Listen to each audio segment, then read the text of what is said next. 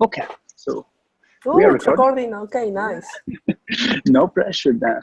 Let's start doing this. So I will try doing this. So this, just let me enable this in here. I want to, prime time is not working. Yeah, I have this kind of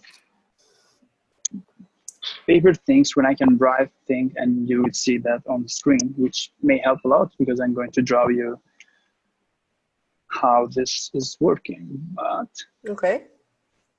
okay, is it working? Maybe it is. So let me share now. And here it is. So if this is working, let's try it. So what I'm starting with now is how we use it to handle an incoming request with a file through Workhorse, Unicorn, and everything involved. So this will start explaining the problems that we had, how we solved them, and then the problem that we have now. So let's say we have this. We have a request with a file. So this thing comes into our system. Then we have we have load balancers and things in front of Workers that are not important in this now. So I would just skip all these details. But what happens is that this thing goes into Workhorse. Workhorse here act some like it's kind of a smart reverse proxy. So it may do stuff with the request and then pass it through our Unicorn. Okay. So when a request has a file, what happens is that Unicorn is doing what we call request hijacking. Because handling an incoming file with Unicorns is going to be expensive because we have the process that is just locked to writing something on disk. Then we are doing this in Workers, which is more efficient, and we are going to actually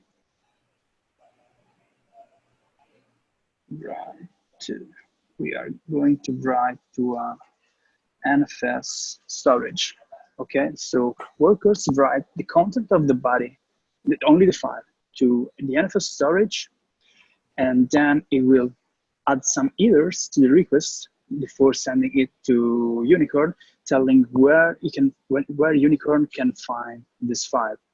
Okay. Okay, so the request goes on and reach Unicorn. Now, what happens? These two blocks are part of the same machine. So let's make the square here round, and this can be part of the web fleet or the API fleet, but both are done in the same way. We have Workers in front and then a Unicorn. So what happens here is that in the Unicorn controller, we know that this file is already on disk and we have to perform something with this. What happens is this: if we want to store something on object storage, we can't just upload this from the Unicorn controller to the object storage because we will have the same problem that we will wait on I/O operation. So what happens is that the Unicorn basically we're going to enqueue a job in our sidekick fleet, which is on another set of machines now. So the controller just writes stuff on database and do controller things, but the real upload operation happens in Sidekick. Okay, so once the Sidekick job starts, is going to read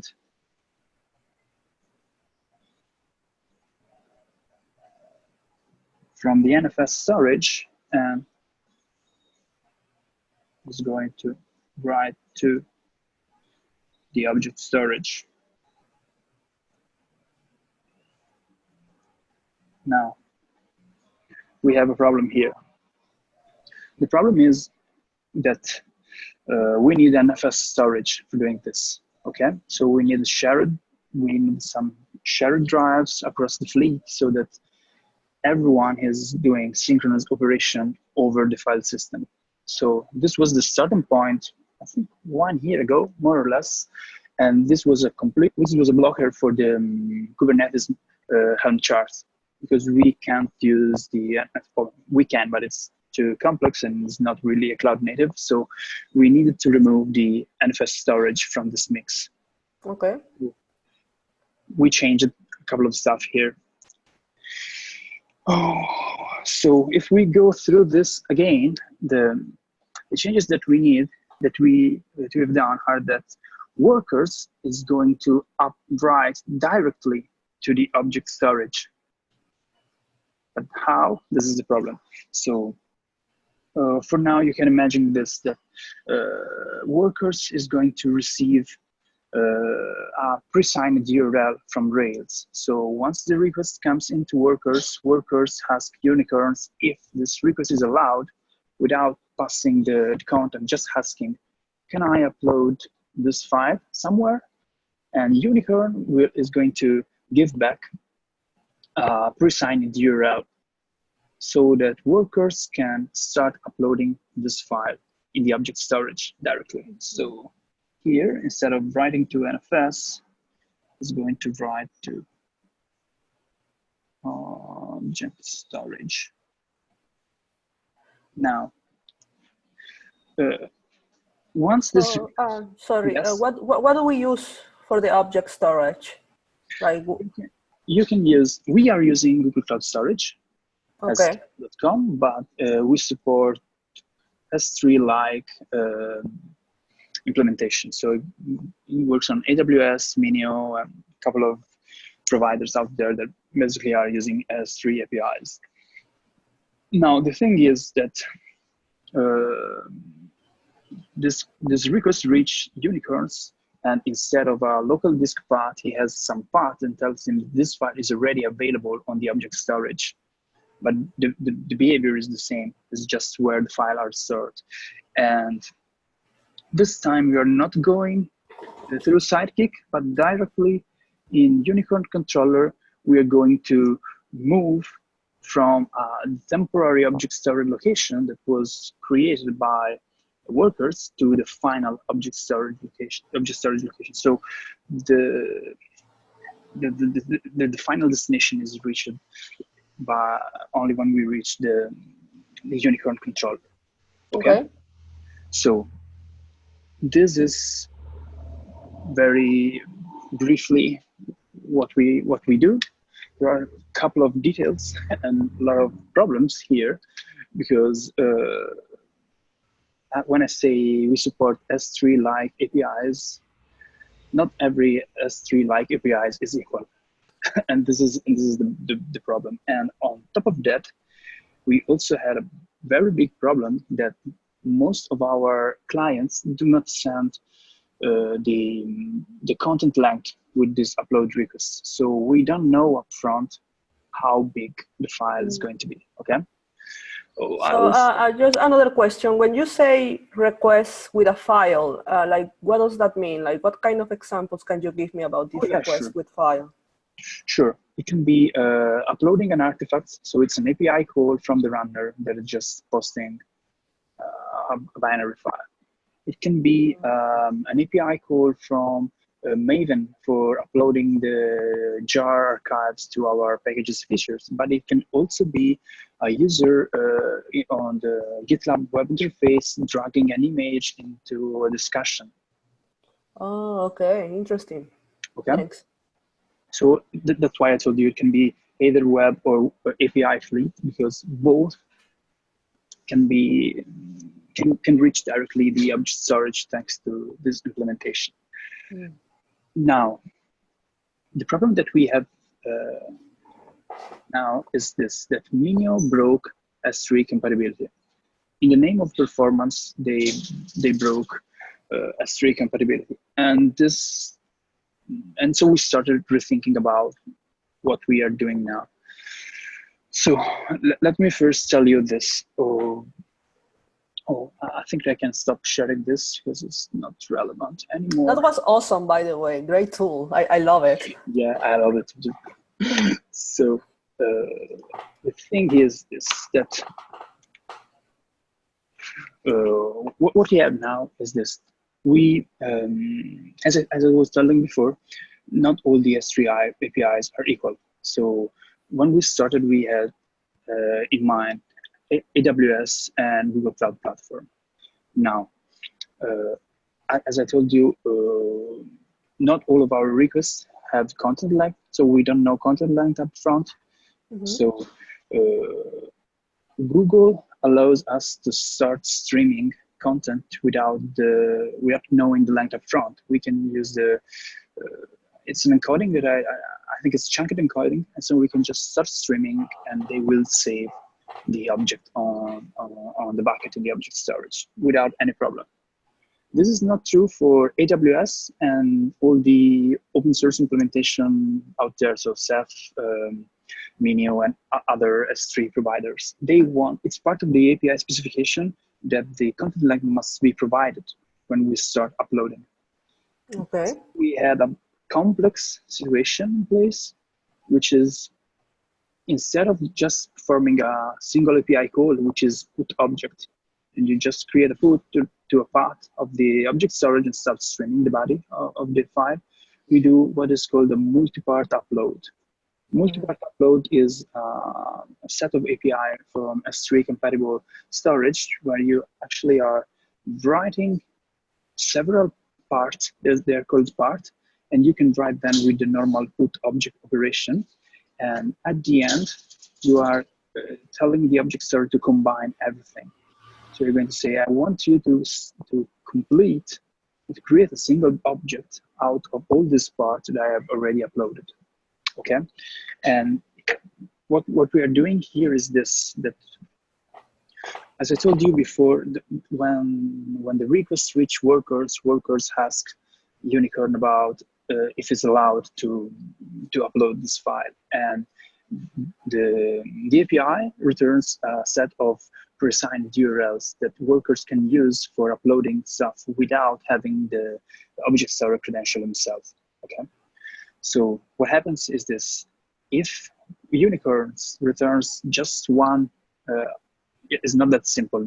It's more structured, but the point is this: that if you have just one pre-assigned URL, you know that you can start streaming directly to this, and the underlying object storage supports unknown length file.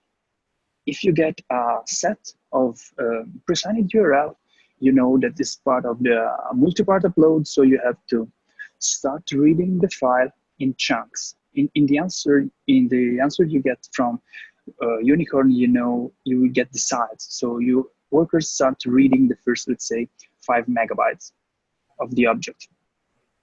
Once you reach the end of the first chunk, we are going to rewind it and start uploading to the object storage.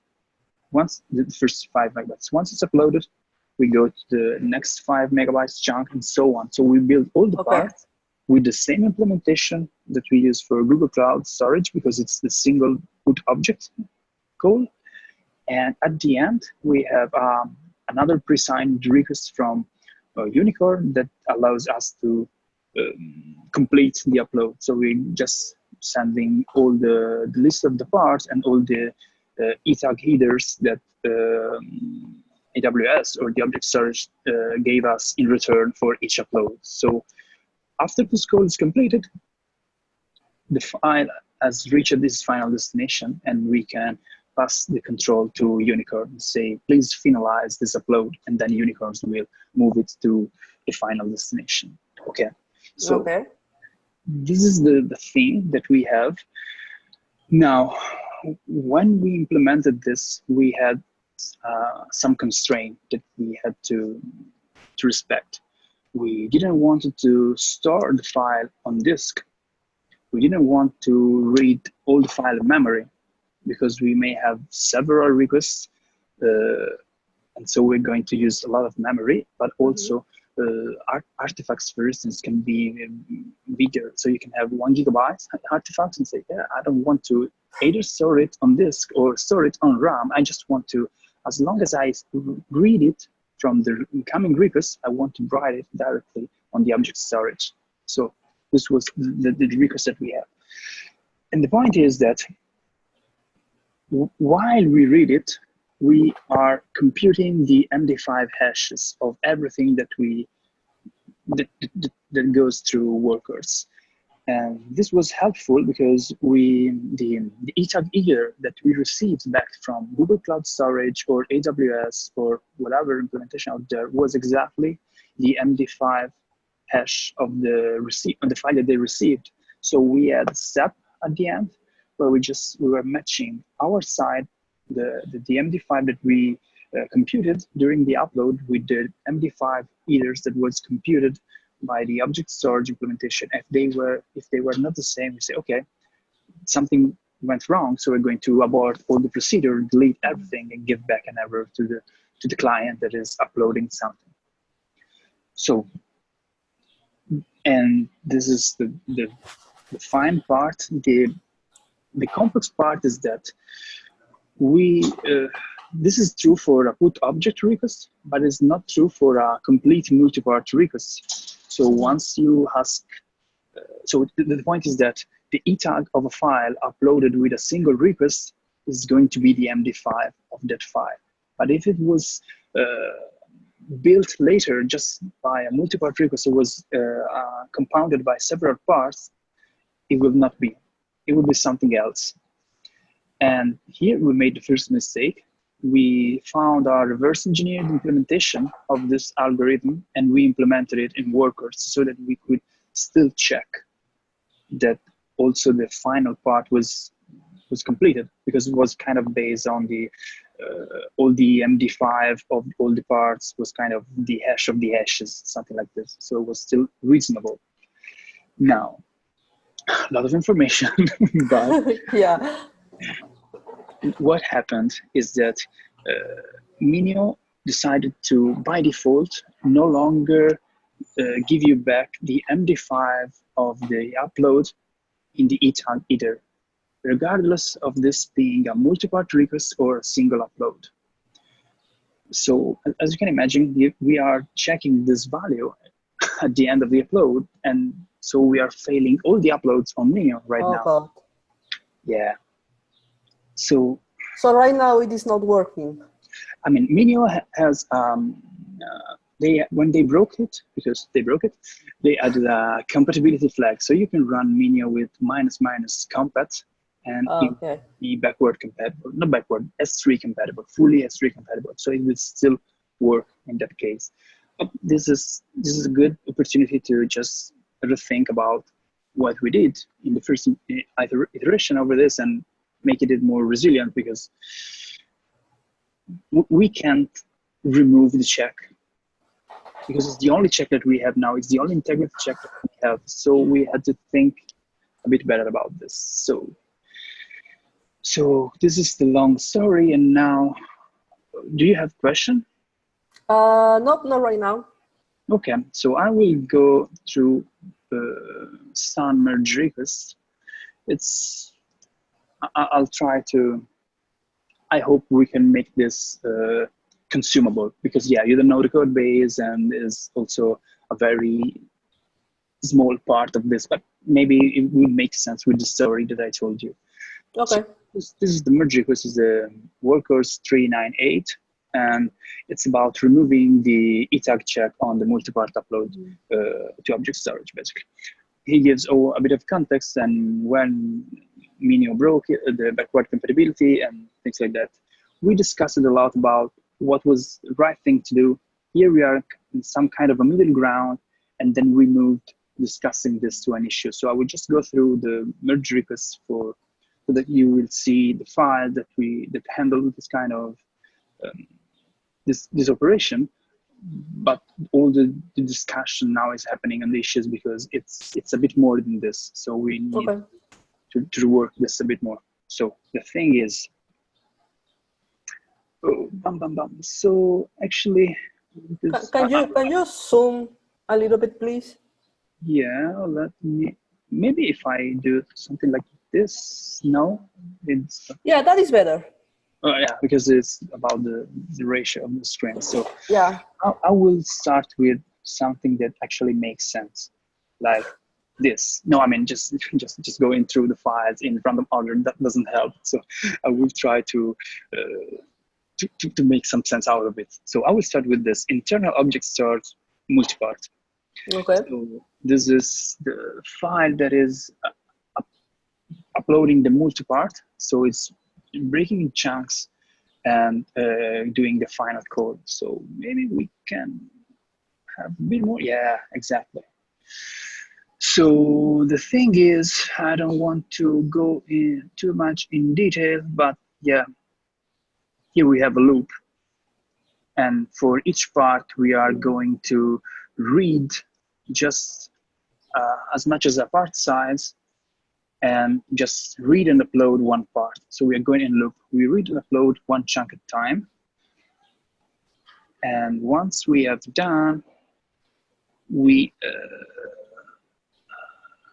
complete the request. And I'm just glossing over details. So I just want to give you a sense of what we are doing. So if we go to the read and upload one part, which is something here, yeah. No, okay. We read and upload one part is before, it's even below, yeah, okay. So what we do here, I just want to skip the unneeded details, but we create a temporary file and we start writing to this. Then we seek back to the beginning of the file and we upload it. Okay, so this upload part is going to the single put object. So we're just breaking in chunks and uploading as a separate object on the object storage. But the things that we actually broke is here in the complete request. Yeah, here we are. So here we are building the XML request for S3 about completing the upload. And this is basically here. We create this compound complete multipart upload. No, sorry, this is the result. My bad. It was provided as a parameter. So we get the complete multipart upload as a parameter. We marshal it as an XML body and we send it with post request. Okay. The thing that we changed is here. So we use it to extract the tag from the result, and then we use it to verify it. So we have this implementation that is this part here on line 166 that Stan completely removed, that was reverse engineering S3 implementation. So we were reverse engineering it and we were checking if it was matching. So here, and I completely agree with this. We need to remove this because it's over-engineered and it's not stated in the documentation of S3. So we were lucky that Minio reverse engineered this as well, and they implemented the same way. But given it's not part of the API specification, we're just too much restrictive here. So this is the more external part of this merge request. It's just about removing this check. Now, in order to do this, where it is. So no, this is not relevant. This is not relevant. And yeah, this is the other part where we started discussing and then we decided to go on another direction. So the proposed merge request here is about, as I told you, the multipart is just a single object uploaded. And so it's relying on the single object upload. The proposal here was about adding a parameter to the new object constructor when we can just tell if we expect the e tag to be MD5 or not, so that if we know that this is not the MD5, we will not check it, and if we know that this is the MD5, we will check it at the end of the upload. So as you can see, all the signatures here have the new e tag is MD5 hash, and okay, it's calling here the same. As well, this is stored in the object that we create, and this is the check line. We use it to check the e tag with the MD5 sum. That is, MD5 sum is something that we calculated on our side, and here we are checking this only if we know that this is supposed to be the hash. Okay. Now, why this is not working and why we decided to move on an issue and discussing better this. The problem is that we use the single put object also in S3 if we know the size up front. For instance, if you are pushing an LFS object, is part of the LFS API that the object size is provided as a parameter. So in that case, we know it, and if we know it, Rails is gonna give us just a single pre-authorized request, pre-signed URL. So we not go through all the chunking because it's not needed. We can do the simplest thing of just doing one single upload because we have all the information. Okay, so Workhorse has no control here. It doesn't know what's happening. It doesn't know who is on the other side, which implementation of the object storage we are talking to. We designed this to be completely Rails driven. Okay. So the thing that I proposed here was about checking the response header, because we know there's a server header, which is part of the API. And so we know what, if we are talking with AWS, if you're talking with Google Cloud Platform, if you're talking with Minio or other stuff. And my proposal here was about, we can build a list of broken implementation, and we skip the check only on the broken implementation. But then what happens is that we went back to discussing this, and let me find the issue is somewhere. Because we said, instead of just focusing on this problem, can we think a bit better about what we are doing and if we can improve the overall experience? So I think is 2 something.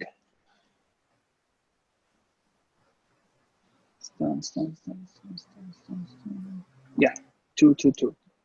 Okay.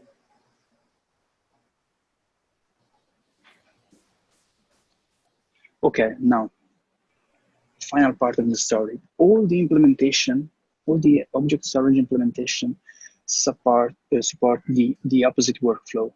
When you can send with the request the expected MD5, so the server will check it, even Minio will do it in that case, and will fail the upload if what they received doesn't have the same MD5. So instead of checking on our side at the end of the upload, we can provide the MD5 when we begin the upload, and the server will validate it. Okay. Now, what's the problem here? That we need to read the whole file in order to compute the MD5 hash.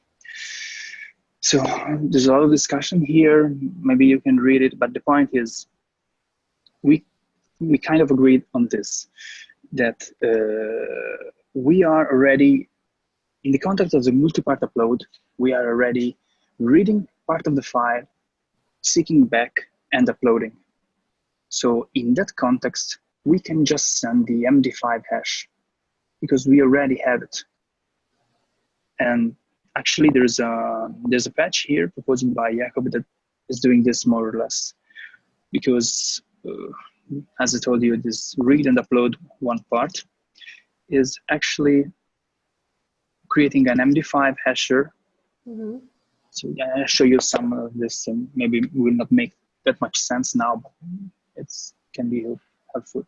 And instead of copying from the source to the file, we are going to using this things, which is a T reader, which behave like the binary T. So we can pipe two things, and so this is reading from source, going through sum, which is here, which is an MD5 hasher, and everything, and then it goes out of the hasher exactly what it comes in, and is reaching the file. So what happens with this two-line changes is we are building a pipe.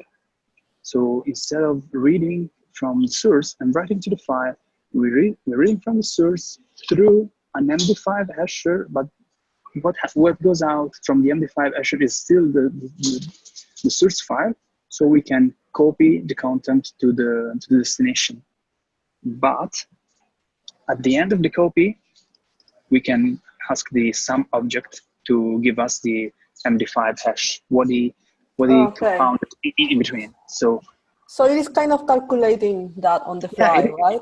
Exactly, it is calculating that on the fly, but this is because here we read 5 megabytes, we go back and upload it. We can, for each chunk, ask the server to validate the MD5 hashes because we have it. And this will remove the need of validating the complete multipart, because if each part is validated, then we expect that the sum of all the parts will be validated as well. So that's one point. The other point is that if we go with the Google Cloud Storage route, when we don't know the length of the file, but we want to stream it, because, sorry, I don't know if I told this before, Google Cloud do not implement the multi-part upload.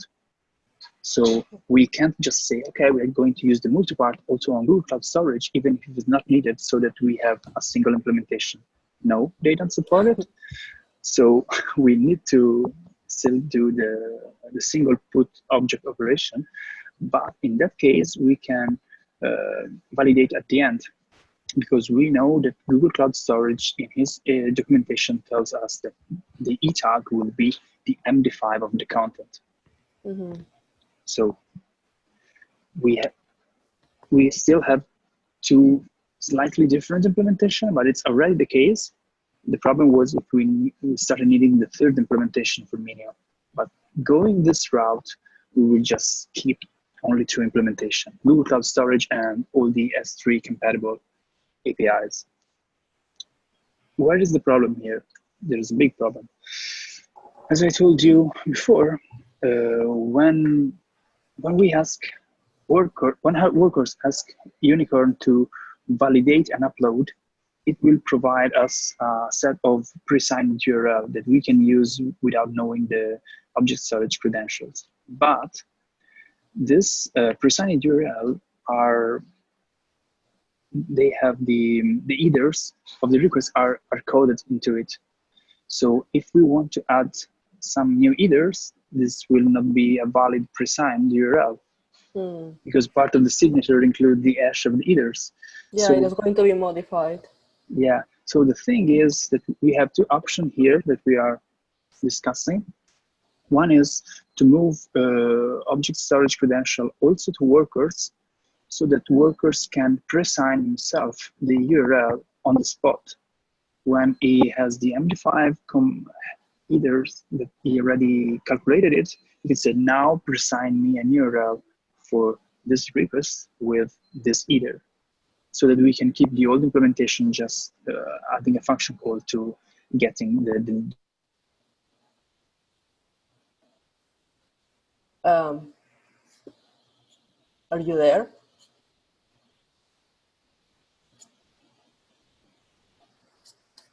A request for this. You're back. Wait. I think something happened. Oh, yeah, I think that my connection just solved for a moment. So one option is to presign on Workhorse with the credential and use the old implementation.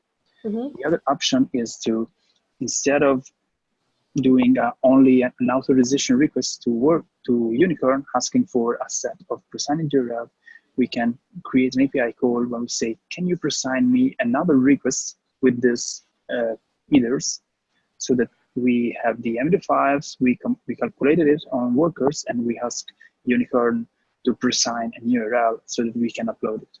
But this is going to be more API calls, because we're going, for each part, we need to ask a presign URL. I think this is the whole story, more or less. All of those new API calls, like, do we worry about the performance that they are going to have? Are they going to decrease the performance that we already have because we are introducing more calls? Okay, so we are not really worried about this in general, because presigning URL is an offline operation. So okay. So we are going to sign something. We have all the keying material. We build the URL with all the parameters and give us an hash, and we send it back. So there's no DB involved, and there's okay. nothing. This is not completely true, because as you know, once we go through all the rack middleware in Unicorn, there's a lot of things that happen. We are going to log, we are going to validate tokens, we are going to do the thing that we do on each incoming request. So the presigning part is trivial. Okay. But yeah, it has an overhead. And I don't know which direction we will take. I think we mostly will be a decision of who is going to work on this. I mean, both would work. The thing is that if we go for the API route, all the installation will just work out of the box. If we go with the storing credential route, on the Omnibus installation, Omnibus can take care of moving secrets here and there, so it will just work. But this will not be true for from Source's installation, because they need to upgrade the configuration file, but also Google supports two different set of credentials. It can be a JSON file or the same secret and token that AWS is using. So this is another layer of complexity, because then on Workers we need to implement both. So yeah,